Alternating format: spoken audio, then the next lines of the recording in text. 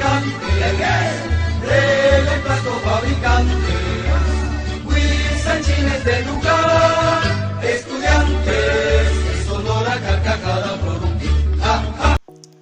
Buenas noches, compañeros, mi nombre es Astrid Cuyán y hoy hablaré algo sobre repartimientos. La palabra repartimiento significa el acto de repartir o distribuir, de ahí que viniera a ser el nombre de ciertos usos coloniales donde se utilizaban para repartir cosas o hasta personas entre sí. Comencemos por lo más antiguo. A raíz de la derrota militar de los indígenas, estos fueron repartidos entre los colonos. Los indígenas repartidos permanecían en los poblados prehispánicos y al beneficiario se le repartían y encomendaban los indios, quienes estaban obligados a tributarle en bienes y en trabajo. El repartimiento primitivo encubría una forma de esclavitud, ya que los indios eran un derecho posesorio del encomendero. La justificación moral y política del repartimiento primitivo radicaba en la encomienda, pues se decía que los indios necesitaban de alguien que velara por su indoctrinación cristiana y así salvar sus almas. Contra estos repartimientos y encomiendas clamó Fray Bartolomé de las Casas. Así fueron suprimidos a mediados del siglo XVI, cuando se llevó a cabo la reorganización definitiva de las colonias, con la aplicación de las llamadas leyes nuevas. En 1542 fueron promulgadas las leyes nuevas que prohibieron absolutamente todas las formas de esclavitud de los indios, inclusive la esclavitud virtual encubierto con el título de repartimiento y encomienda.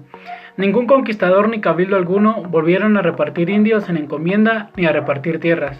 Las leyes nuevas fueron expresión jurídica de un enorme reajuste de intereses económicos, y que su aplicación con grandes modificaciones impuestas por la realidad fue la estructuración definitiva de las bases de la sociedad colonial.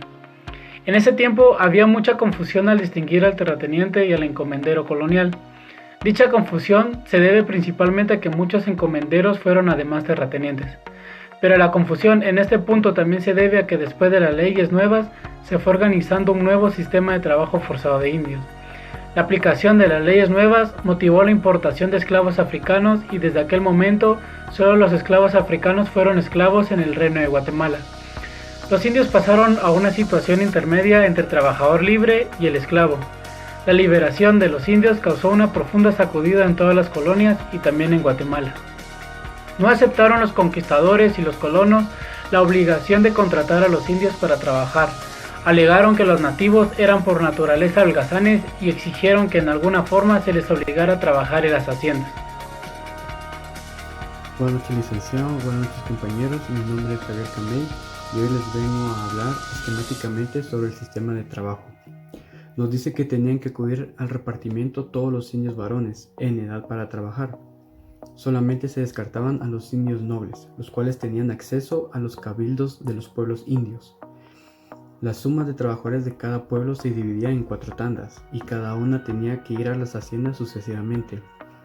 Pero a mediados del siglo XVIII estaba ya muy generalizada una importante modificación del repartimiento, el cual consistía en abandonar el sistema de envíos de indios por semanas y se adoptó el de enviarlos en las temporadas en que las haciendas tenían más necesidad de mano de obra. El repartimiento de indios perduró hasta los días de la independencia, con la modificación que acabamos de señalar. Así pues, hasta fines del siglo XVII se le llamó repartimiento al sistema rotativo de semanas y mandamiento al envío de indios a lugares distantes y por temporadas mayores que una semana. Buenas noches, licenciado y compañeros. Mi nombre es Lucía Quiñones y en esta oportunidad voy a exponer sobre la política agraria colonial y los orígenes del latifundismo en Guatemala.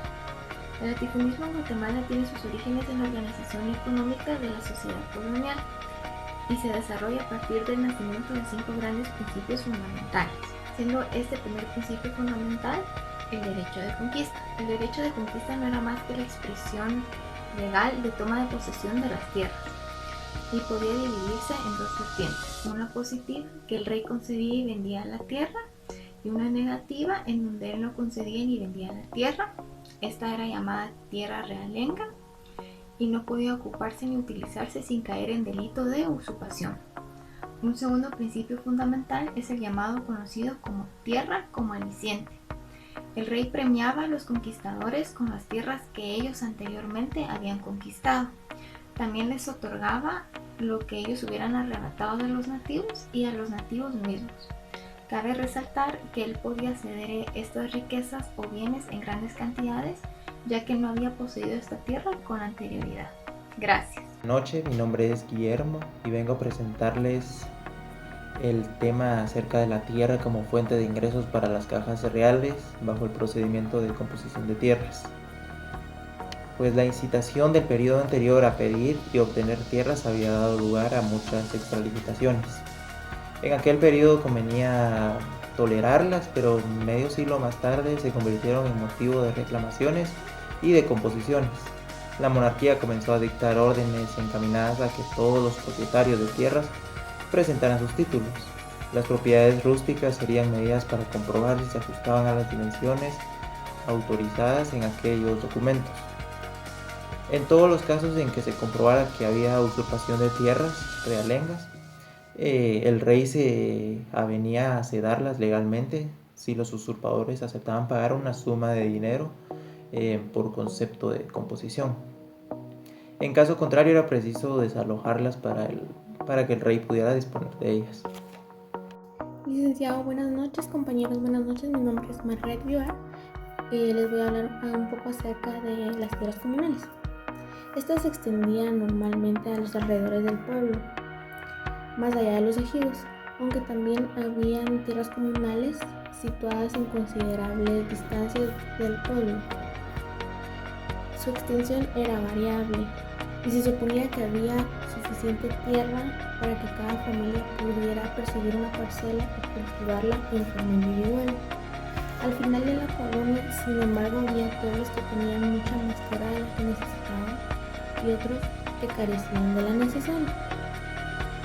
Los primeros solían arrendarla a los segundos y más comúnmente a los ladinos pobres totalmente desprovistos de tierra. Las tierras comunales eran administradas por el cabildo o ayuntamiento indígena. A partir de la dotación original, muchos pueblos ampliaron sus tierras, bien solicitadas por merced o bien en muchos casos tituladas por composición después de haber entrado en su uso por impulso de la necesidad. Gracias. Buenas noches, compañeros, buenas noches, licenciado. Mi nombre es Sebastián Díaz y hoy le vengo a hablar un poco sobre la legislación colonial de tierras, tanto en lo general contenida en la recopilación como la contenida en células e instrucciones especiales como la Audiencia de Guatemala expresaba de manera insistente y tuvieran tierras suficientes.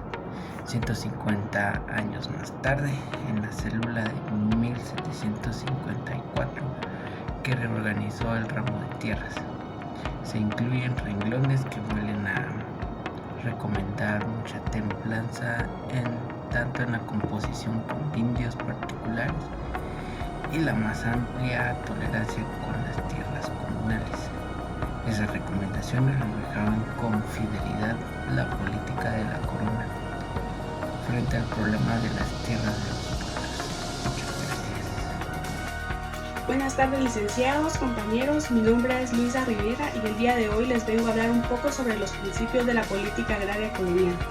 La proliferación de los ladinos configuró en aquella sociedad por lo menos dos capas y medias y numerosas: la plebe o gente pobre de los suburbios de las ciudades coloniales.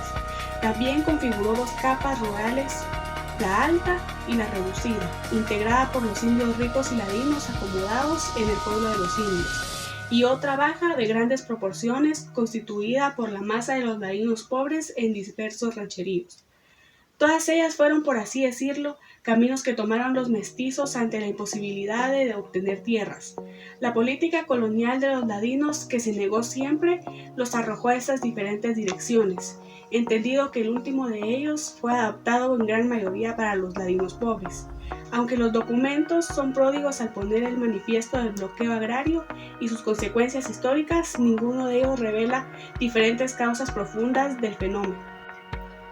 Hacia 1642 cesó el cargo del último presidente que atendió a la creación de las vías para los ladinos, y desde entonces quedó abandonado ese grave problema.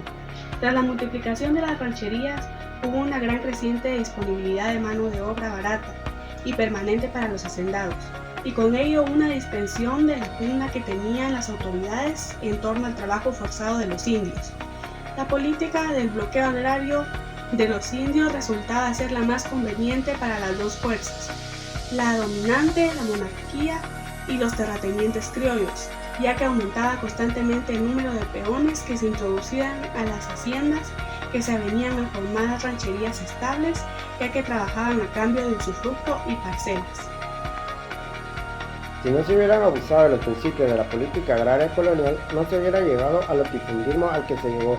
Estos terratenientes abusaron de estos principios para expandir su dominio sobre tierras guatemaltecas.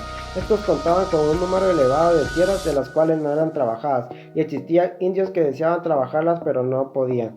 Los indios trabajaban de una forma semi-gratuita para los terratenientes. Al ver esto, en 1810 se empezó a trabajar en el primer proyecto de reforma agraria, el cual estaba dirigido por José Bustamante y Guerra, quien era uno de los capitanes generales del Reino de Guatemala, quien redactó un documento que contenía dos solicitudes al presidente. Una de ellas era que se le expropiara a los terratenientes de las tierras y que se repartiera entre los indios, y la otra era que se protegiera liberalmente a los indios y que no se les siguiera vulnerando sus derechos.